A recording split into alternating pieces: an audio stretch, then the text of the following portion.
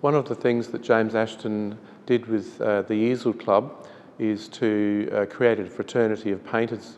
He had an ambition to give works or create exhibition opportunities for not only himself but also his peers. His first third of his life was spent in Britain, and from there he had the idea that he would travel to Australia to have an adventure, I think. He was really moving to a location where he had complete and continual access to the sand dune areas. Many people have commented on just how carefully and how beautifully he records or documents the sand dune system. He had this fascination with water for his whole life, and he was very, very able at painting skyscapes. He was also a person who drew many people towards him because of his good nature, I think, and he used to be generous in giving his works away. Ashton was I would say, a galvanising figure for the arts community.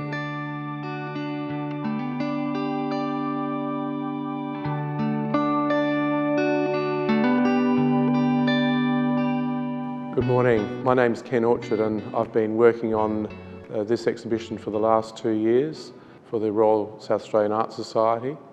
It's an important exhibition for the Society because James Ashton had a long association here with the Society and with teaching in the late 19th and early 20th centuries here in Adelaide. This exhibition has been put together with the help of many people, both in the Society and many loaners to the exhibition, including institutions, and there are nearly 150 works brought together for the first time in nearly 100 years.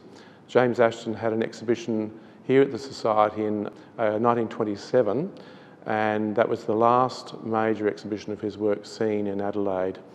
And we've been lucky to acquire many loans from private lenders from all around the city and also from interstate.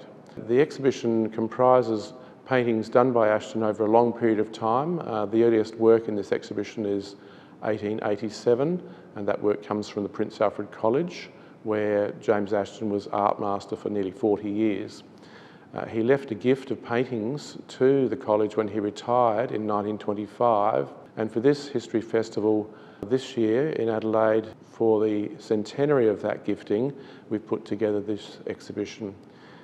The exhibition is made up of about 50 odd paintings and over 60 watercolours, and we've been lucky to make contact with family descendants of Ashton, both descendants of his son, who primarily live in Sydney.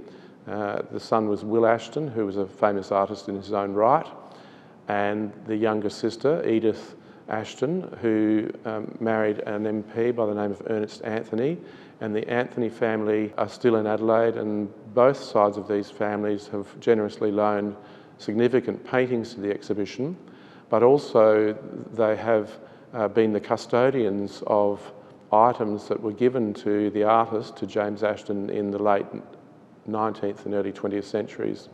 For example, we have a small table here, a gift from Ashton students to the artist in 1898, and a gift of a wall clock, which is still working, gifted to Ashton upon his retirement from PAC in 1925, and both of these objects have escutcheons on them with engravings and dates.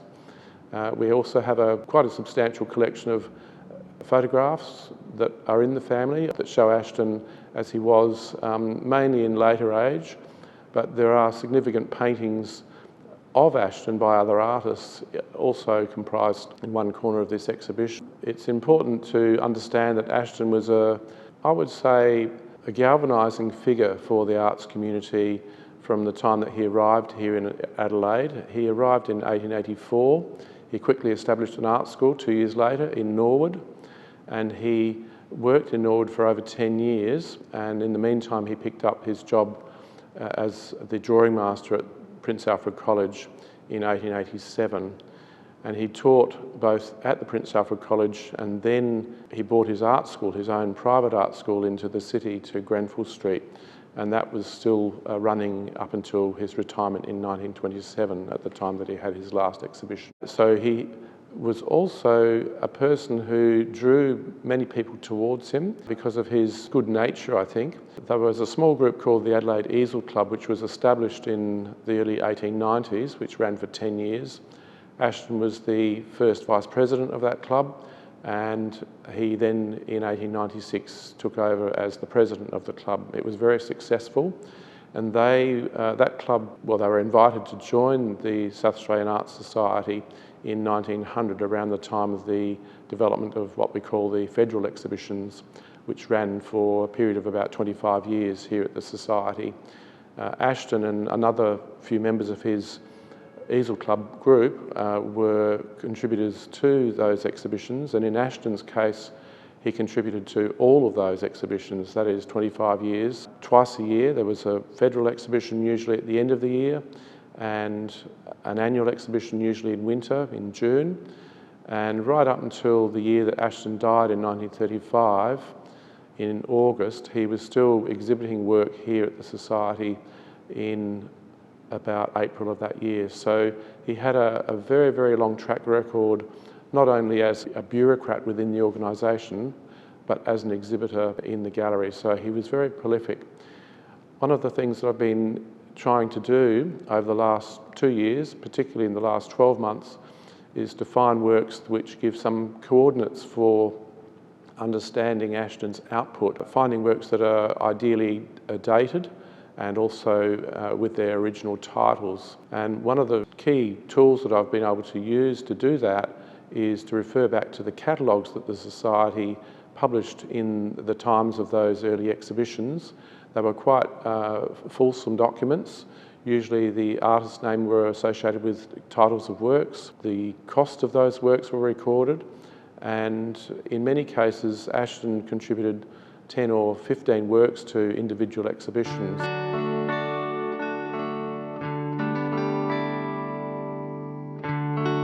One of the lucky things about working on this exhibition has been the happenstance of people coming forward with information.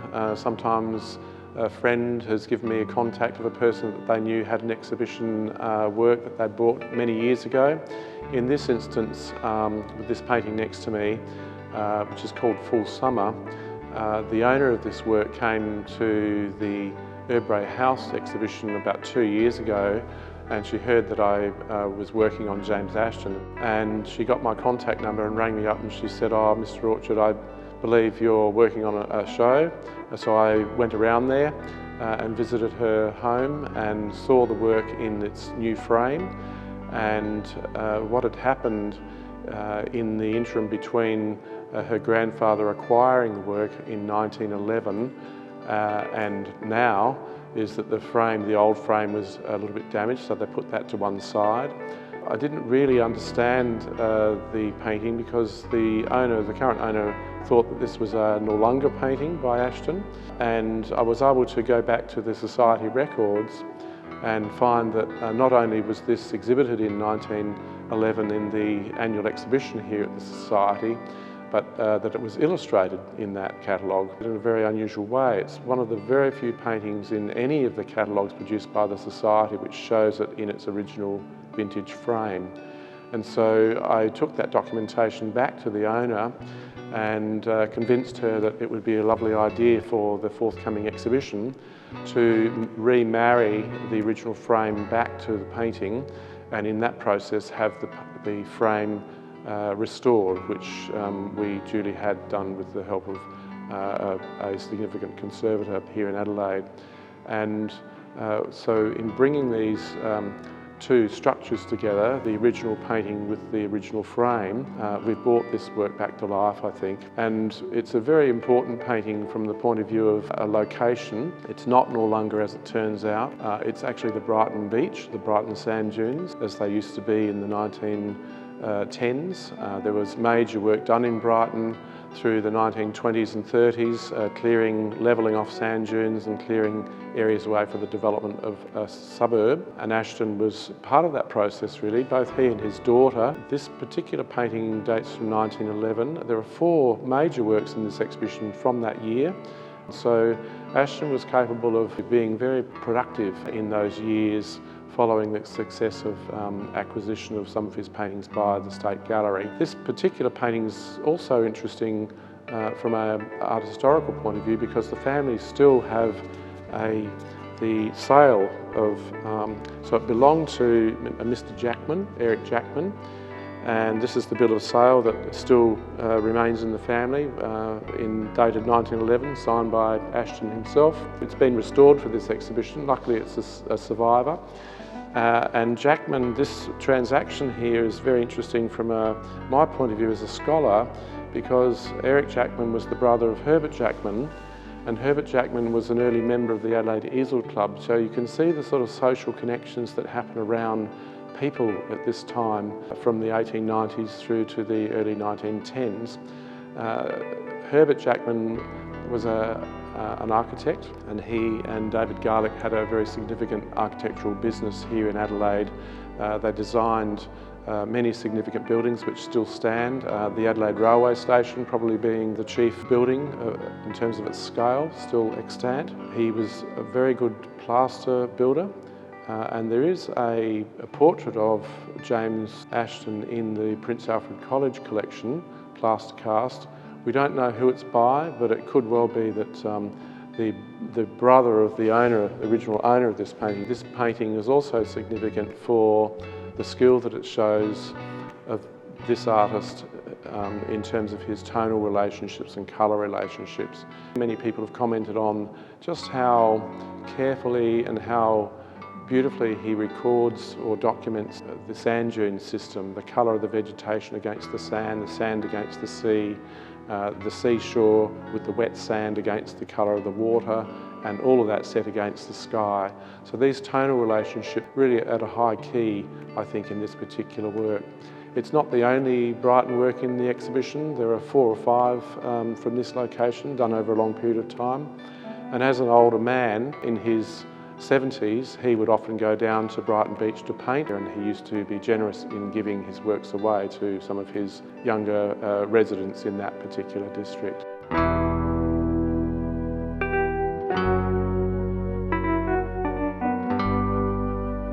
He was very successful.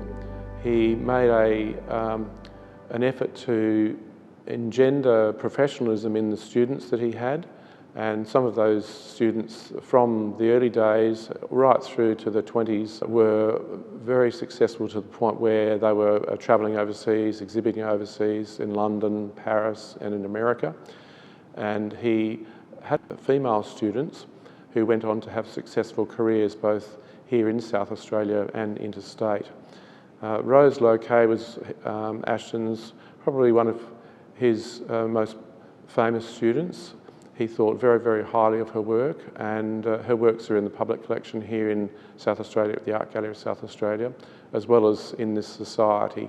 One of the things that James Ashton did with the Easel Club is to create a fraternity of painters around him. They originally met at his Norwood Studios, which was in the town hall, and then they, as a group, they acquired leased a building in Rundle Street, 62 Rundle Street, which was then above a photographic studio, and they used to hold meetings and do field trips. And some of those field trips brought them to the Barossa Valley, to the back of the Adelaide Hills, and further afield down on the coast of Adelaide.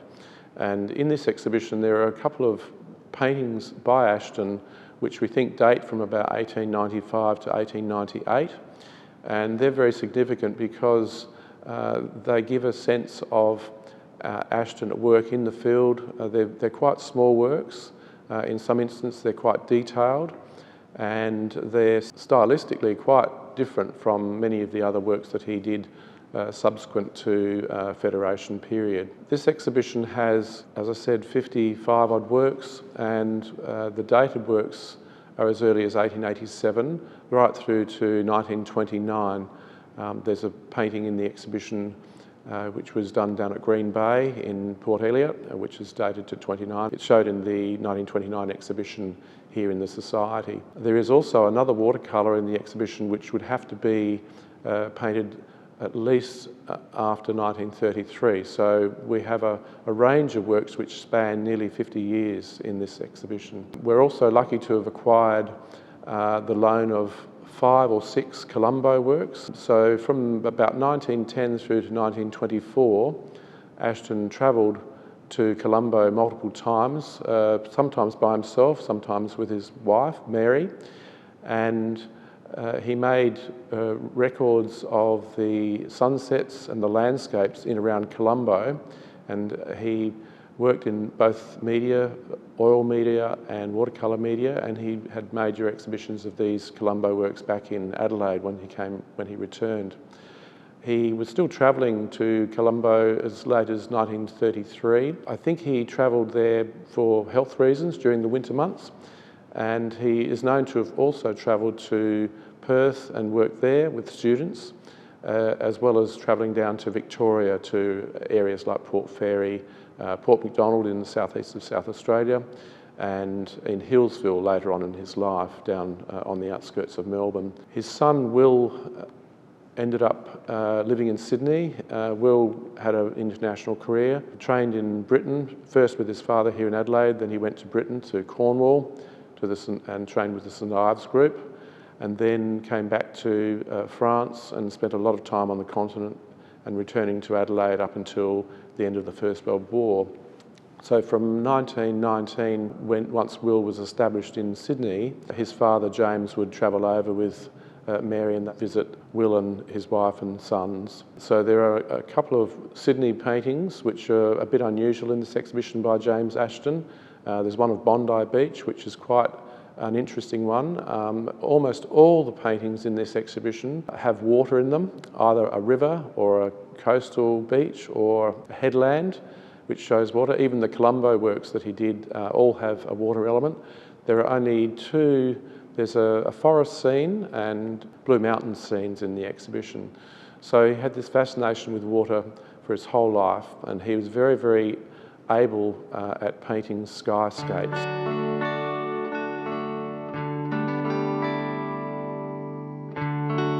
It's a great pleasure to have a work of this calibre in this exhibition. The painting behind me is a loan from Prince Alfred College. It's probably one of the most important works in the exhibition and also in the college collection.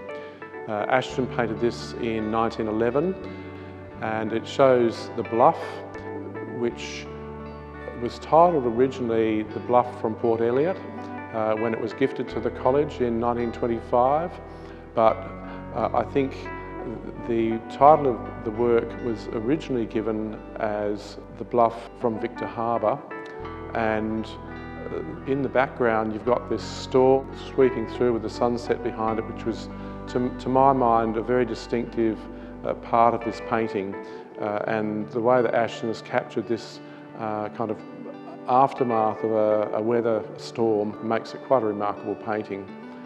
Also, this is a very significant painting from its exhibition history.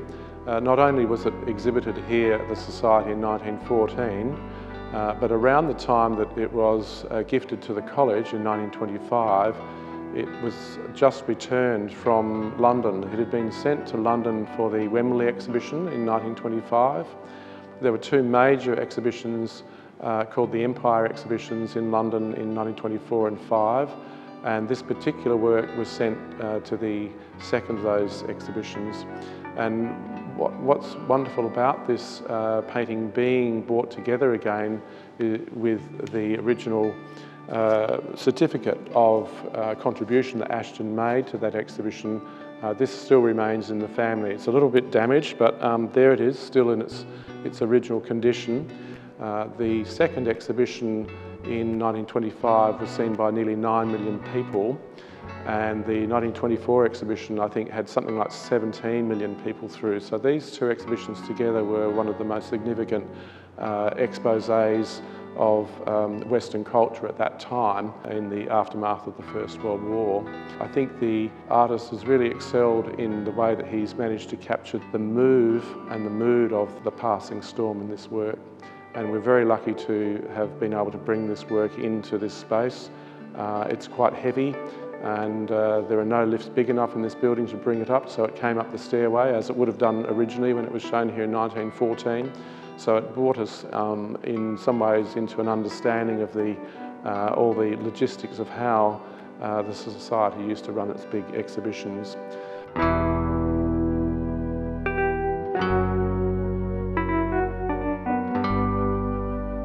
He'd trained in Britain with John Windass in York as a young man in the 1870s, and he ended up gaining a scholarship to go to London to the South Kensington School for a short period, and then he came back to teach with his former teacher John Windass in the late 1870s. And from there he had the idea that he would travel to Australia to have an adventure, I think, at the age of 25. So his first third of his life was spent in Britain, and he lived out his life here in Adelaide for the next 50 years. He was in Norwood first, and then he moved to Brighton down on the coast in about 1920.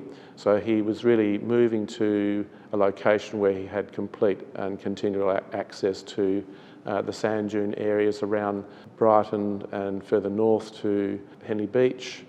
And coming to those locations, he and his Easel Club members travelled down to the coastal areas of Adelaide before it was developed. Many times, people in the group included George Reynolds, John White, Edward Davies, Ada Davies, Edward Davies' wife, and there was another woman by the name of Maud Lawrence, about whom we know very little. All of these artists would travel sometimes together, sometimes separately, working in the area known as the reed beds on the north side of the Adelaide, what's now known as the Adelaide Airport.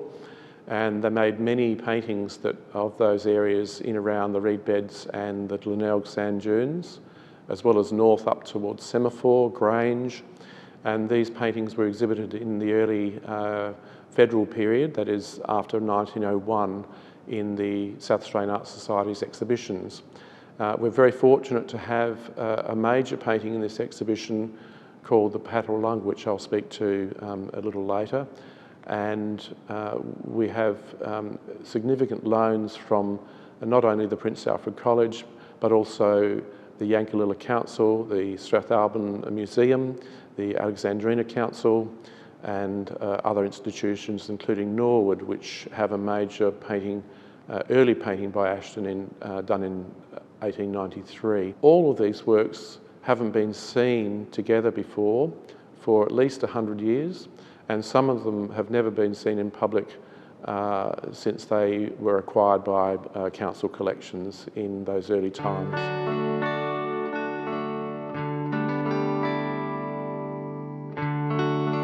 We're very fortunate to have a work behind me of this calibre in this exhibition. It's come about through the generosity of the Alexandrina Council. This particular painting was exhibited in Strathalbyn in 1905, and it's called the Patawalonga. It's dated, and it was shown originally in 1905 in the winter exhibition here at the Society in Adelaide, and along with its pairing, which is another big painting, very similar in size, called Ships That Passed in the Night. They're very important works in this exhibition because they give a sense of Ashton's ambition to create regional galleries in South Australia at that period of time. He had an ambition to give works or create exhibition opportunities for not only himself but also his peers. This particular occasion in 1905 was important for Strathalbyn. It was the first major exhibition that they'd actually held, and it was held in what was then called the Institute building, now known as the Strathalbyn Town Hall. When people discover that this is not the Onkaparinga River, or not the outlet at Aldinga, or not one of the creeks that flow out further down the coast on the western side of the Fleurieu, they're surprised to discover that this is the Patawalonga as it once was. You can see in this painting how he's paid a lot of attention to the vegetation over on the left-hand side. These are the dunes that now comprise the extension suburb of Glenelg at North Glenelg, where the marina is. And you can also see in the distance the Adelaide Hills and the very distinctive tea trees that grew along the river. All of this is transformed today, of course, 120 odd years on, but this work gives a very important window to what this area once looked like through the prism of an artist working with colour and scale. And why that's important is because there are very few photographic records of this area. There are some very early ones in the State Library. It wasn't really until the 1920s and 30s that the use of the camera to capture the area around Glenelg. So this gives a very good sense of the topography of the area, the quality of the vegetation, and the ambience of the light that Ashton was so well versed in bringing to his work.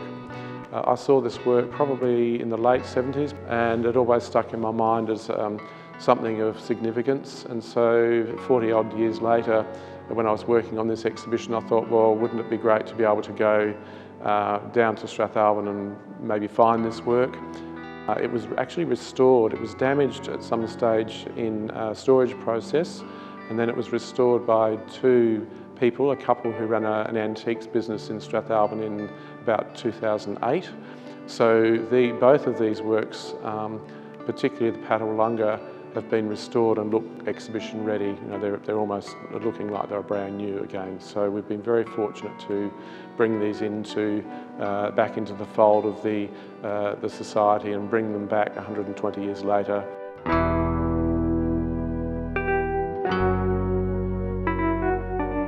2 years ago, I had the fortunate event happen where Dr. Adam Dusevic, the former historian of the Society, produced an exhibition called Landscape and Memory.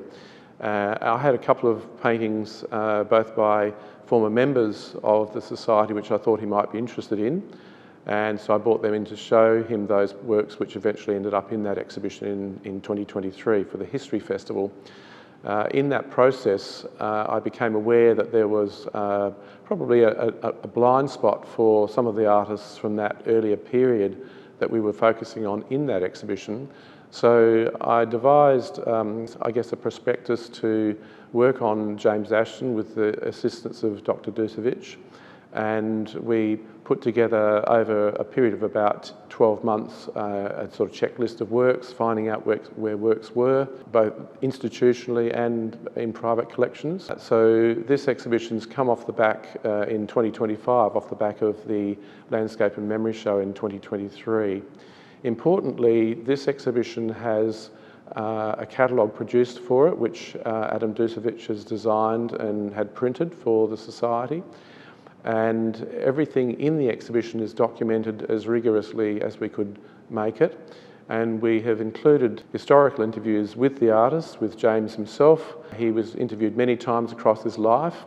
There's also a memoir by his son Will, which talks about Will's early remembrances as a teenager with his father working in the studio in Norwood. And then Will's eldest son, Adrian Ashton, who was in Sydney.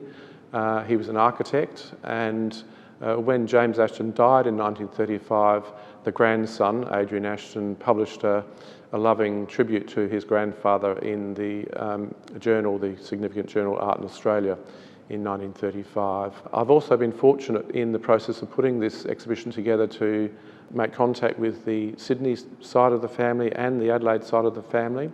So it was important for me to give it a sense of the present importance of this exhibition to not only the Adelaide art history, but also to, in some ways, acknowledge the continued respect that the family have for their forebear by interviewing the eldest member here in Adelaide of the Anthony family, and that is Wayne Anthony, OAM, and he was very, very keen to see an exhibition. I think many of the family members have waited a long time to have this exhibition come about, and so they've supported it wholeheartedly.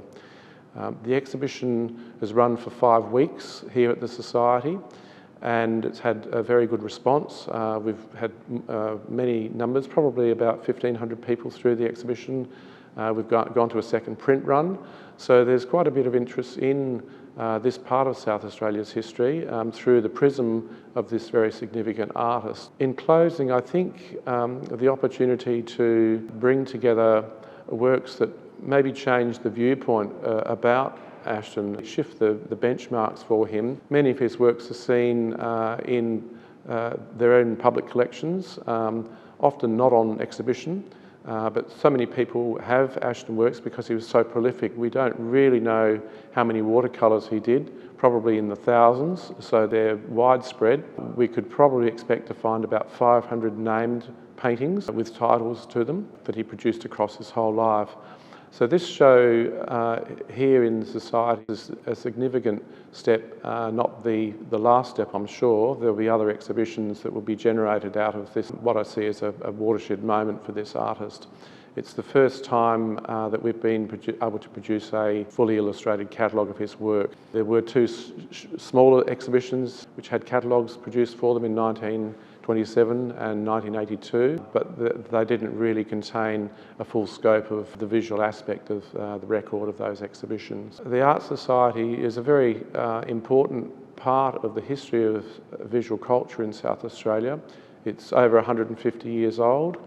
And we hope by doing exhibitions like this on an annual basis, perhaps not maybe at this scale, we can continue to draw attention to the importance of that visual art history here in South Australia. The History Festival provides a fantastic platform to do this, and in this instance we've had support from the Adelaide City Council, which is also tied up with the History Festival and the South Australian History Trust.